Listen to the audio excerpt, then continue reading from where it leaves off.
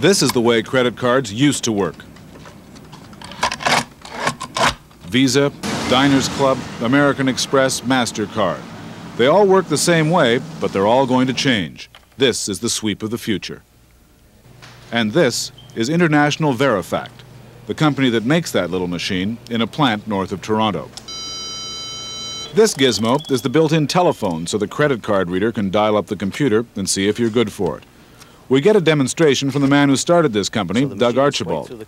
First, the credit card is swished through. Then the machine reads the numbers, asks how much was lunch.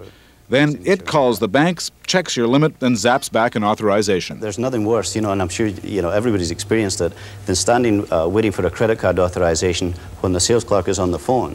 Because basically what's happening is someone that you don't know is talking about you and your financial condition to someone you can't even see. The credit card is at home at lunch, and so is credit card fraud and abuse. At this place, Joe Allen's, the floor limit is $150. That means call the bank. But the new machine catches everybody. At this upscale restaurant, the average lunch bill runs to $20 a person or more, and most of them put it on plastic. But about 8 times a day, the machine says no to the charges. Electronic wizardry is catching up with the modern deadbeat, and it does it in about 10 seconds.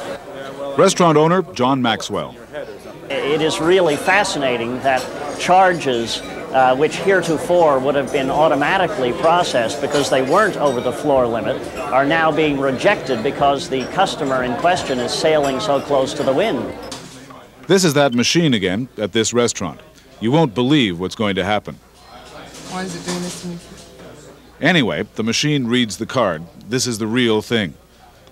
And the waitress does the paperwork while the computers chat with each other. But the machine comes back with, hold the card. I'm not going to believe this. Honest, we didn't stage this. This whole card? Yeah. Telephone call. Retain possession of the card. Call Scotiabank Authorization Center. So what do you want me to do then? Panic sets in. Okay, can you hold the line for a minute, please? We need a description of the person. Is it a stolen card? Is the owner over the limit? No, it's a man with a Visa card with the name Cheryl on it. Tell them they're all men. Sure. Can you hold the line? They want to speak to the customer. They would like the man with the lunch bill arrives to explain to the bank that the card was switched at another restaurant last night. Just an honest mistake. But the machine caught it. Need my real card number. The automatic teller machine is changing too. Most are operated by credit cards. Early next year, you'll be able to use a card from, say, the Royal Bank to make a withdrawal from the Bank of Commerce. At this machine in the United States, a Canadian bank card can be used to withdraw American cash, handy for traveling. And there are new machines. The object is to get these in the lobby and tellers off the payroll. That means keep it simple, as Philips executive Ian Burns explains. Okay, basically you put the card in, swipe it down here, key in your personal identification number, and then press the dollar amount you wish to withdraw. Simplistic process.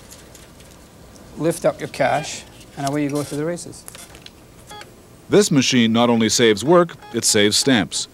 In goes the card, and up comes a number of services. One of them is printing out your bank statement. Coming soon to banks near you. This is a smart card, and it's the future. That gold seal actually covers a tiny computer that remembers everything, how much money you've spent, how much you have left. John Elliott of MasterCard in New York explains just how powerful a smart card is. This is an example of what it would look like if you could peel away the back of our existing card, the card with the chip in it.